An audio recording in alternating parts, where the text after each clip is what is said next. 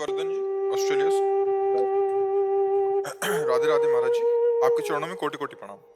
महाराज जी, जब हमें बाल्यकाल से ही ये बताया गया है और सिखाया गया कि भगवान जी सब कुछ करते हैं, वही सभी के जीवन और मृत्यु अथवा इस संसार के प्रत्येक प्राणी के कर्मों का लेखा जोखा रखकर नीति व विधि अनुसार उचित निर्णय लेते हैं, तब हम एक साधारण मनुष्य होने पर ये कैसे जान सकते हैं कि कब, कहाँ, कैसे एवं क्या करना उचित होगा? हम कैसे जान सकते हैं? शास्त्र और संतजन ये भगवान के ही द्वारा लिखित और प्रेरित होते हैं।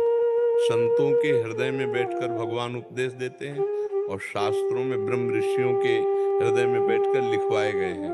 तो हमको क्या करना चाहिए, क्या नहीं करना चाहिए, इसके लिए गीता में भगवान जी कहते हैं, तस्मात् शास्त्रम प्रमाणम ते कार्या कार्यो व्यवस्थितो। शास्त्र वर्णन करते हैं ये करो ये ना करो।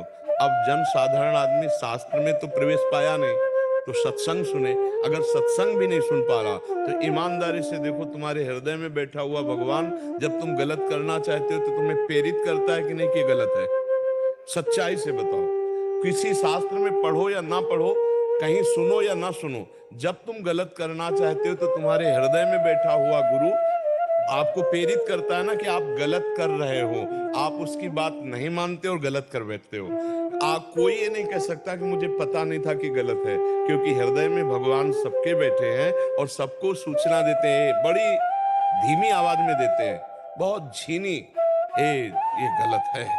पर हमारी वासना इतनी प्रबल होती है कि हम उस बात की अवहेलना करके और गलत कर फिर हमें दंड मिलता है।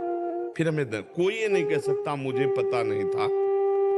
गलत का पता होता है। हमारी बहन को कोई गलत देखे तो हमें बुरा लगेगा, तो हम किसी के बहन को बुरा क्यों देखें? आत्मना प्रतिकूलानि परेशान समाचरित। हमारी कोई निंदा करे तो हमें बुरा लगेगा, हम किसी की निंदा क्यों करें? आत्मना प्रतिकूलानि, जो मुझे प्रतिकूल लगता है वो मैं दूसरे के लिए नहीं करूंगा।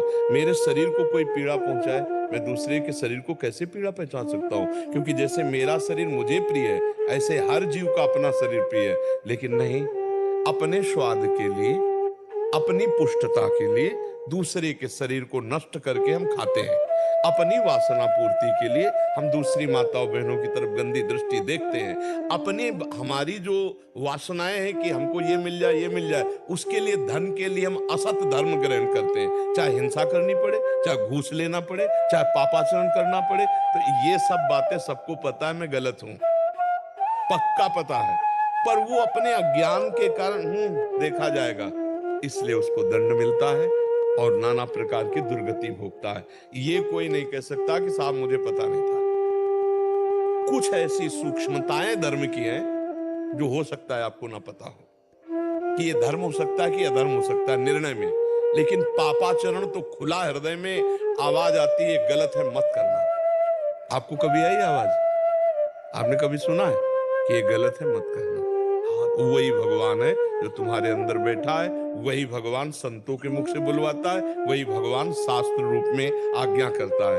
तो सबको भगवान आदेश करते हैं, ऐसा करो, ऐसा ना करो। अंदर से अगर हम उसकी बात मान लें तो हम दिव्य हो जाए। हम दिव्य हैं, भगवान के अंश है, हम दिव्य हैं, दिव्य हो जाए। पार्थिव में फंस गए, दिव्य पार्थिव में फंस गया, इसलिए दुर्गति को भोग रहा है। आप समझ पा रहे प्रभु? इसमें कोई तर्क, कोई संशय? जी। पवन अग्रवाल जी,